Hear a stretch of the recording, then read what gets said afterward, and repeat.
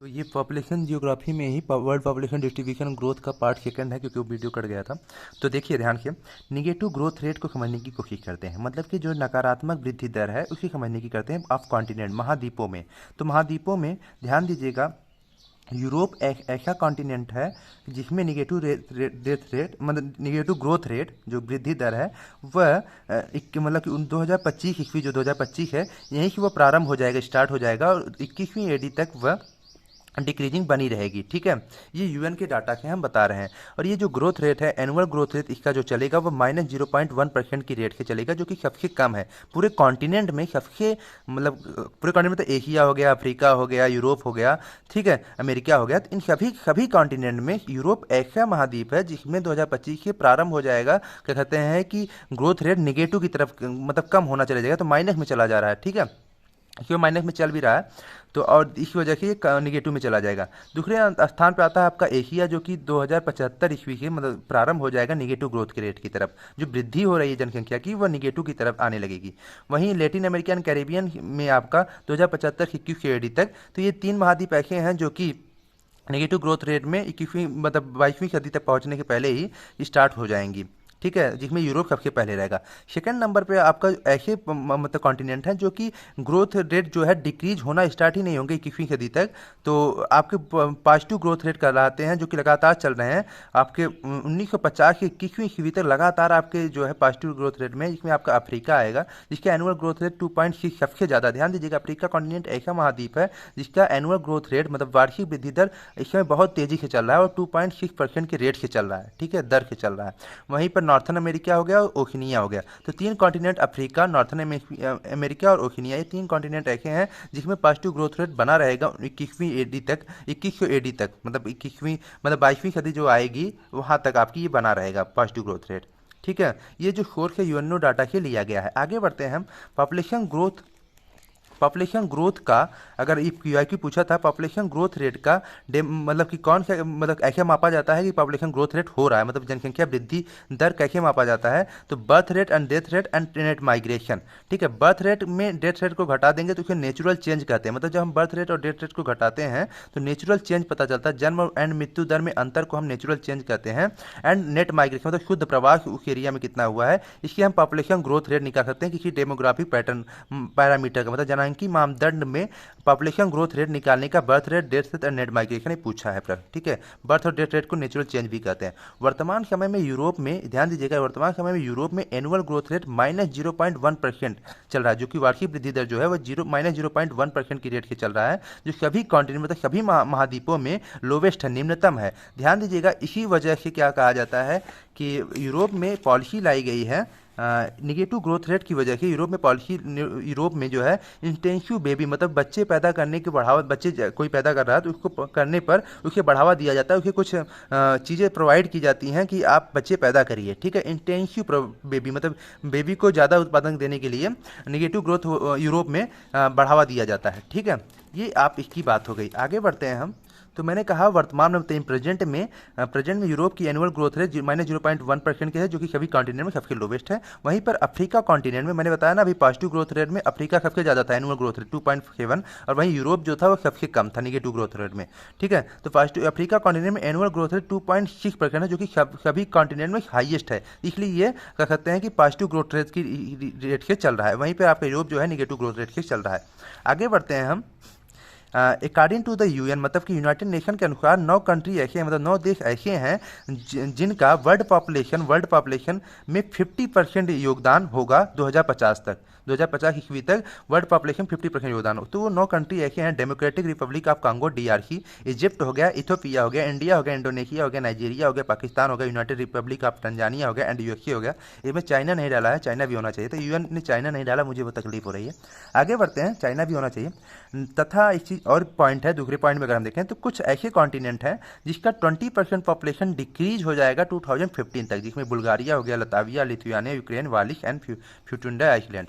ये ऐसे समझने के लिए है सब। आगे बढ़ते हैं हम, चीज़ों को और अच्छे समझने की कोशिश करते हैं। तो अब हम कंट्रीज वाइज देखेंगे, वर्ल्ड पॉपुलेशन के कंट्रीज वाइज पॉपुलेशन देखेंगे, जैसे चाइना इंडिया कितना पॉपुलेशन परसेंटेज में है। ठीक है, तो कंट्रीज अगर हम चाइना को देखें तो total population of the world 2020 का डाटा है यूएन का, जिसमें परसेंटेज अगर हम देखें तो चाइना का वर्ल्ड में तो वो 18.47% मैंने भी दिखाया था, सबसे ज़्यादा है। फिर इंडिया का है, फिर यूएसए का है, फिर इंडोनेशिया का है, फिर ब्राज़ील, फिर पाकिस्तान। ठीक है, ये इसका क्रम है। ध्यान दीजिएगा, ये जो चाइना का है डिकेडल डाटा अगर हम देखें तो 154 ईयर में डबल होगा। ठीक है, 18% जो है बना हुआ है इस समय।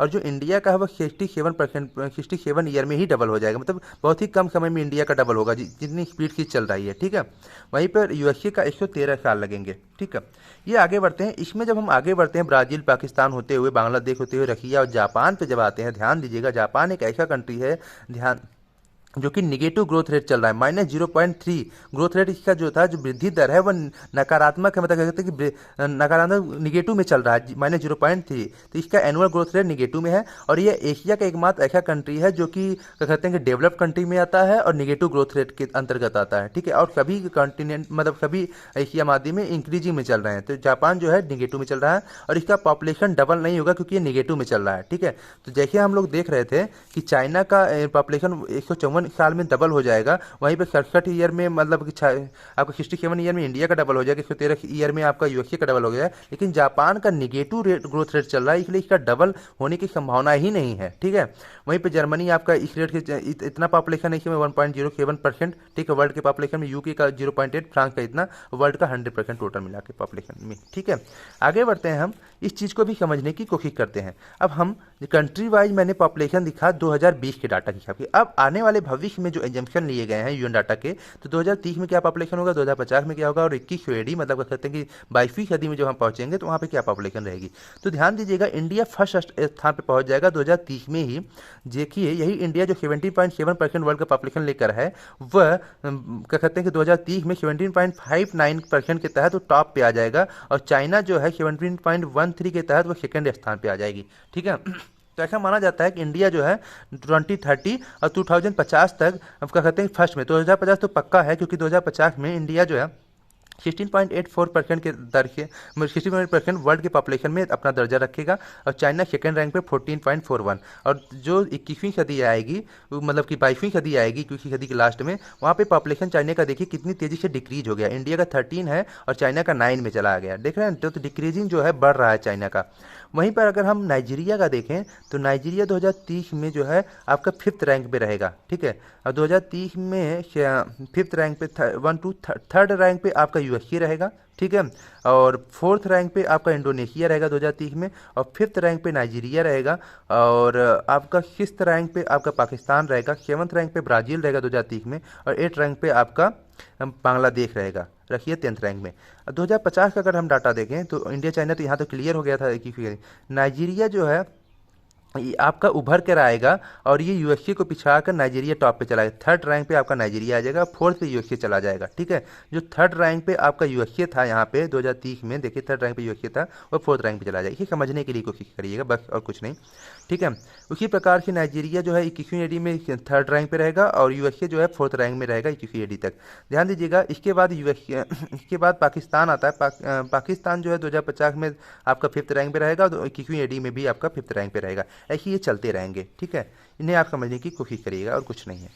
आगे बढ़ते हैं, ध्यान दीजिएगा, 1921 में अगर इंडिया में देखें तो 1921 ऐसा मतलब कि समय था, 1921 में इंडिया में पॉपुलेशन ग्रोथ जो था वह निगेटिव में चला गया था, मतलब जो जनसंख्या वृद्धि दर थी वह निगेटिव में चली गई थी, नकारात्मक में चली गई थी 1921 में। और भारतीय जनसंख्या के विकास मतलब इंडियन पॉपुलेशन डेवलपमेंट में ग्रेट डिवाइड माना जाता है, एक महान विभाजक का क्या कहते हैं कि बैर माना जाता है, क्योंकि क्या होता है कि इसके पहले जो पॉपुलेशन थी वो लगभग कांस्टेंट थी। ठीक है, वह स्थिर थी क्योंकि high birth rate and high death rate लगा रहता था। लेकिन 1921 में एकाएक जो है ग्रेट डिवाइडिंग की स्थिति आ जाती है, और पॉपुलेशन जो है निगेटिव में चला जाता है, पॉपुलेशन ग्रोथ जो है वह निगेटिव में चला जाता है।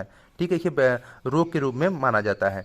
यहाँ तो मैंने सब कुछ बातें ये सब कर चुके हैं, आप इसे ऐसे समझ सकते हैं। देखिए 1921 में क्या था, दशकीय अंतर जो डेकेडल डिफरेंशियल है वो माइनस में चला गया 0.08, और दशकीय अंतर में आप देखें -0.31। तो ये डिक्रीजिंग। तो सन 1991 से 21 तक 30 वर्ष का अकाल महामारियों का काल था जिसमें मृत्यु दर अधिक थी। ठीक है, और ये महामारियां ध्यान दीजिएगा, देखिए इन्फ्लुएंजा हो गया, प्लेग हो गया, हैजा, मलेरिया, ये प्रमुख महामारियां थी। महामारियों में देखिए हमें कोविड-19 हो गया, तो अब जो हमारा स्वास्थ्य हेल्थ केयर है वो मजबूत हो गया, इसलिए बहुत दिक्कतें नहीं आई, नहीं तो बहुत लोग मरे होते। ठीक है, तो ये देखिए ये माइनस में चला गया है 1920, देखिए 21 में देखिए मैंने बताया था -0.5 है। ठीक है, और फिर आपका मंद वृद्धि काल कहा जाता है 1921 से 1951 के बीच में।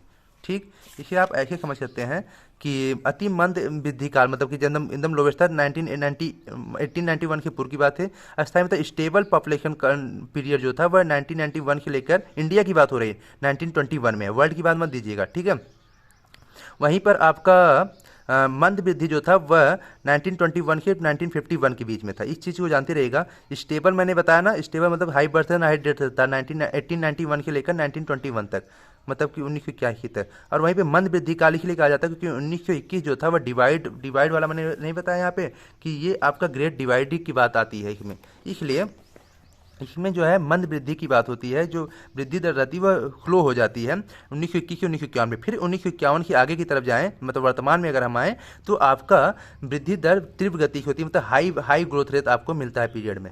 और ध्यान दीजिएगा इंडिया का ग्रोथ रेट जो है वह 7.1 मतलब कि रेट से चल रहा है। और नागालैंड ऐसा स्टेट है जो कि निगेटिव ग्रोथ रेट के दर से 2011 के सेंसस से देखा है, 2001 और 2011 के सेंसस को मतलब तुलना करने पर ग्रोथ रेट मतलब अंतर निकालना पड़ेगा ना, तो निगेटिव में रहा नागालैंड आपका। ठीक है, ये बातें आपकी थी इसमें। और वहीं सबसे ज़्यादा ग्रोथ रेट आपको दादा नगर हवेली और मेघालय में आपको यहाँ पे मिल रहा है। दादा नगर हवेली, दमन दीव में ये सब आपको मिलेंगे। ये जो डाटा है 2001 और 2011 के सेंसस के अंतर के आधार पर निकाले गए हैं, 10 की अंतर।